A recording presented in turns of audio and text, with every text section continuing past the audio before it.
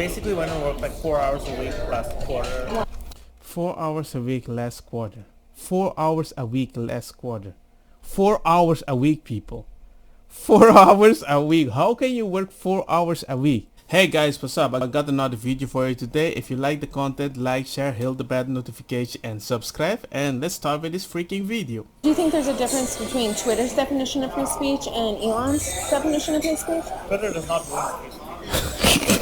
What do you Elon mean? believes in free speech. Cyril Maragosan is a senior engineer from Twitter. Following Elon Musk's purchasing of Twitter, Maragosan seems concerned regarding Musk. Okay. How does Twitter not believe in free speech? Because Twitter wants to censor bullying and harassment. And the idea of free speech is that you can bully and harass people. No, the idea is that you can have a specific opinion, but the opinion you consider it bully. That's a different thing. That's a totally different thing. And you consider everything that hurts your feeling bullying. That means even a good father that educates you well, you would consider that bullying. And Twitter does not believe in this value. That's a problem because it's not conducive to a business. If you want to run a business, like even Facebook or Instagram, they don't want people bullying and harassing, or even YouTube. They straight up, any toxic behavior, they're like, nope, we can't have it. For example, like if you bully a transgender, if the right thinks it's okay, the left does not. Ideologically, it does not make sense, like because we're actually censoring the right, not the left. Because everyone on the right wing will be like, bro, it's okay to say, you just gotta tolerate it. The left will be like, no, I'm not gonna tolerate it. I need it censored, or else I'm not gonna be on the platform. That's kind of weird, because if the left does something to me and I say I don't want to tolerate this, they are saying that they're doing it for another person. They're protecting another class. A left-leaning person can call me whatever they want because they're protecting transgender people. But the transgender people can also warn me that I'm going to get you one day and they will not get banned. Interesting. Elon Musk, you might be doing great soon. So it does serve the right. It's true. There is a bias. It is what it is today. And they keep getting caught. And the reason they get caught is because they like to talk about the power they have, which is weird. Why? They're both losing followers because the left is leaving and the right is coming back on the platform. The right that kind of denounced the platform, they were like, hey, you know what, we're going to come back because Elon's coming in. And they're basically, Elon's the new Trump because they had a leader. Okay. How do people join platforms? They join because they want to just look up to a leader who will protect them and give them safety. They didn't feel safe on the platform at that point, but now they feel safer now that Elon's there. What about us?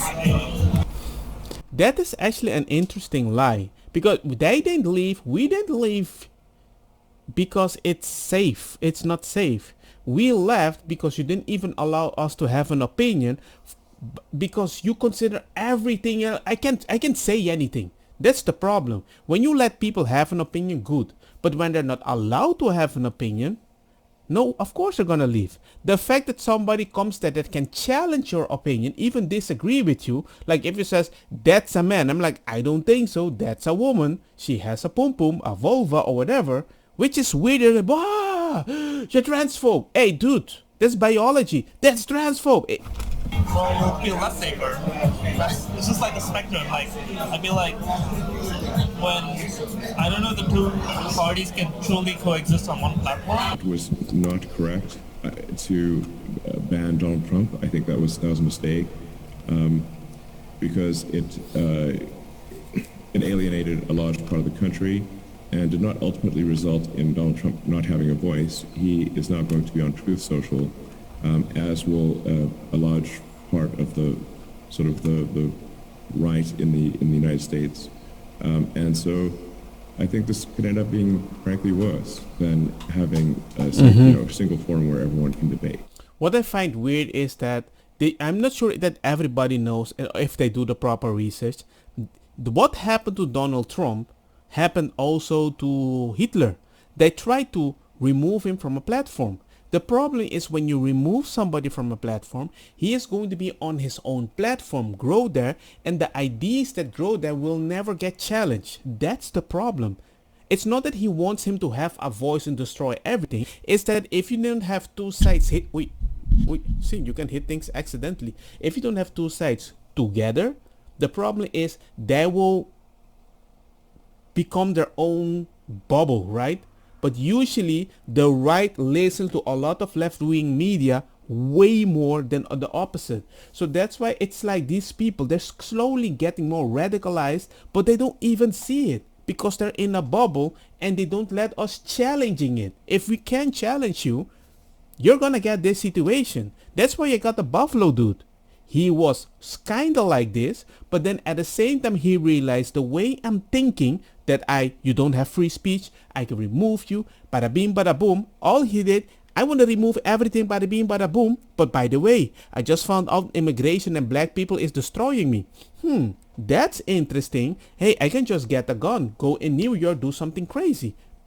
Do you see there's a link? It's not that I'm saying it's always the fault, but the thing is like a snowball. It grows, slowly over time. But when it happened, the people that started this are never going to be responsible for it. Because they're like, I never did that. No, you never did that. But you would force me to take the vaccine, right? You would force me to get banned from a platform, right? Guess what? He sees, oh my God, you are outproducing white men in making babies. Then he thought, well, I have to do something about it. You're making it normal, okay? Your actions is never going to change. It's how you use it. Before, you hit with the glove. Next, you hit with the hammer. Next, you hit with the gun. Then you shoot with the gun. Oh my God, I never understood how we got here. What do your colleagues say about like? They hate it. Oh my God, I'm at least like okay with it, but some of my colleagues are like super left. Oh, he's the nice one. They're like, this will be my last day if it happens. So, Has much changed since like Elon's coming out? a lot has changed. A lot has changed. Like we're stress eating a lot. Like we're all like worried for our jobs. Why are you guys so worried? You know, our jobs are at stake. He's a capitalist. If we weren't really operating like capitalist mode, we were like very socialist. Like we're all like communist. Like I started working for Twitter and became left. I think it's just like the environment. Like you're there. When he started working at Twitter, he became left. Interesting. I bet he kept the job. That's why he became a lefty. And now he's telling everybody, oh, look at my power. You become like this. You don't understand. They call it California for some reason. Elon makes some good points sometimes. California. Like side a little bit.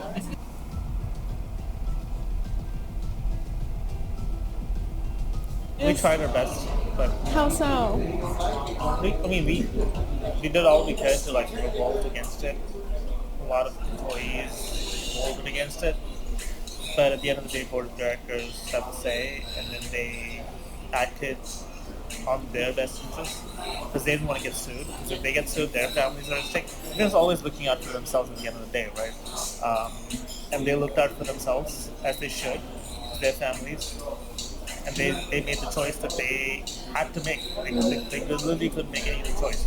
So if they had denied the offer from Elon, shareholders could have filed a lawsuit against them and depleted them of their wealth personally. Like whatever they thought they had. So their quality of life decreases.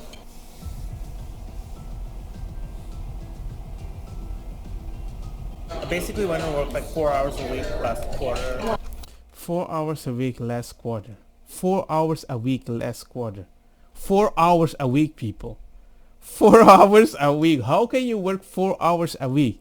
And he recognized that if money goes down, the quality of your life changes, right? But then again, you're a communist. If you're a communist, you would tell people, no, your lifestyle doesn't change. That's just how it works in our company. Yeah. But I start putting in more hours because I want to get promoted. Yeah. And I feel like because of inflation, my buying power has like reduced a little bit. And I want to get promoted so that like they inflate your salary a little. Like they increase your salary by a lot when you get promoted. Wow, for working more than 4 hours a week. Okay, man. I'm like, sure, let me just try for it right now.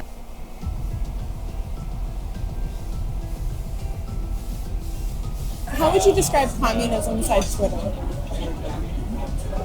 Not just like a phrase, but essentially. I find it weird that he's telling everything. I'm not sure if he's telling it out of passion for himself or just because he's talking to a girl. You know, I'm not sure. I'm not sure if this incel vibe or whatever, but it's weird. Like everyone gets to do whatever they want. No one really cares about like OpEx, like capitalists will care about numbers, will care about like how to make the business more efficient. But in Twitter, it's like mental health is everything. Like if you're not feeling it, you can take a few days off. People have taken months off, they'll come back, but you always like do your best at any time. Months off? Mental health? That's kind of easy though. And that's the culture, and you know, we'll run the business as much as possible, but at the same time, you know, like the profits are in a lot. Capitalists would be like, you gotta generate profits or you're out. A lot of people look at survival as culture. A lot of companies don't. Well, I think that's enough. I wish I worked at Twitter. Because I know a few friends here in Spain, they were working at an outsourcing company, they were helping Twitter with stuff like that. And they seem to be working very hard so these people can have this normal culture they're having. You know, a lot of picky people outsource the help to, we have a Facebook here, I have a friend here watching videos, deleting the ones that are bad, and I got another one at another Twitter, something like, and they make good money, but they actually work 8 hours. I've never heard somebody work 4 hours a week. I know, man. And you're gonna be, oh, my head hurts. My family just had diarrhea. Can I stay at home? It smelled so bad. I barfed a lot. I'm like, okay, bro. Anyway, let me know what you guys think about this video. Like, share, hit the bell notification. And for me, I hope things goes great for them. But I hope they also realize free speech is part of normalcy. Simple. So the idea that you come from a country that has free speech with specific consequences or free speech that you can tolerate for come to America and you feel so privileged, I don't know, man. And he says, I'm not the left one. I'm the good version. That makes me realize this place is so toxic, I don't think I would even survive at that place. Or maybe I would take advantage of the system so good because I say it so many times. I'm a very lazy person, but I work very hard to be lazy. Maybe Twitter's the perfect job. Anyway, let me know what you guys think. Peace. Like, everything. Woo!